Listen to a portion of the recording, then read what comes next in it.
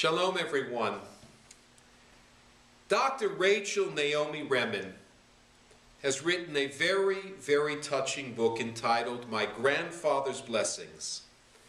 She tells so many beautiful stories about her grandfather, his role in her life, the lessons that he taught, the influence that he had. In one story, she writes how her grandfather would turn and say to her, "Come, Neshamala, my sweet spirit." And she writes, "I would stand in front of my grandfather and he would rest his hands lightly on the top of my head. He would begin by thanking God for me and for making him my grandpa. He would give me his blessing and ask God to watch over me." And Dr. Remen wrote, "Those few moments were the only time in my week when I felt completely safe. My family of physicians and health professionals were always struggling to learn more and be more. It seems that there was always more to know in my parents' eyes. It was never enough. If I brought home a 98 on a test from school, my father would say, 'And what happened to the other 2 points?' I pursued those 2 points relentlessly through my childhood. But my grandfather didn't care about such things. For him, I was already enough. And somehow, when I was with him, I knew with absolute certainty that truly I was enough." Dr. Remen remembers so many stories about her grandfather, but most of her stories point to the same great lesson: her gratitude because her grandfather looked at her, saw her for who she was, appreciated her for who she was, not her test scores, because her grandfather gave her unconditional and full and beautiful love. There's something from this week's Torah portion which comes to mind when I read the words from Dr. Remen. The Torah tells of what are called in Hebrew the keruvim, cherubs, winged-like creatures with the faces of children. And they adorned, 2 cherubs adorned the Holy Ark. According to the Torah, the keruvim, the cherubs, were configured in such a way that they faced each other, that they were looking at each other.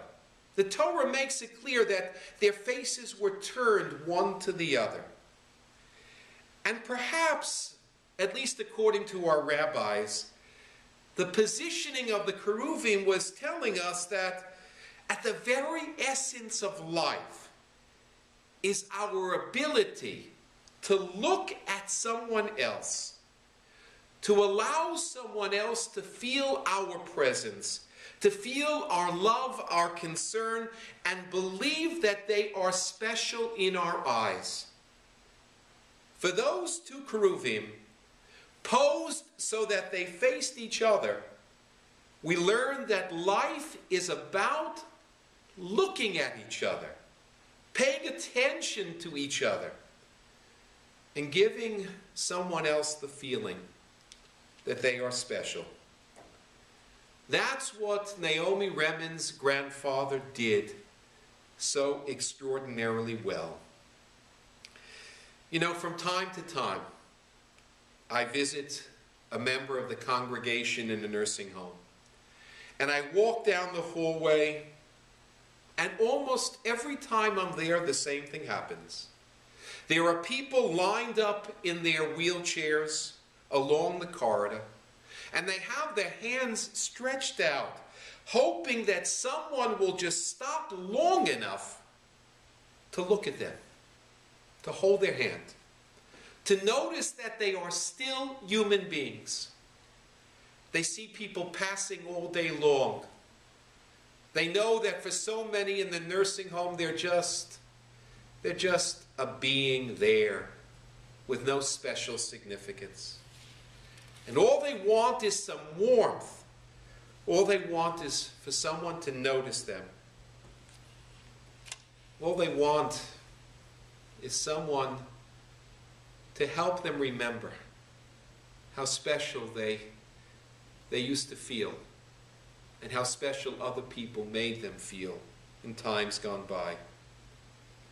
The lesson of the Keruvim is that every one of us has the need to have someone look at us so that we can believe we're special, so that we can feel, as Naomi Remen did, that sense of being assured, of feeling safe, because someone thinks enough of us that we can come away feeling more about ourselves. And if we want that for ourselves, then of course we should want to give it to someone else as well. There's a story I heard some time ago about a man who was walking down the street. He was approached by a beggar who asked for some money.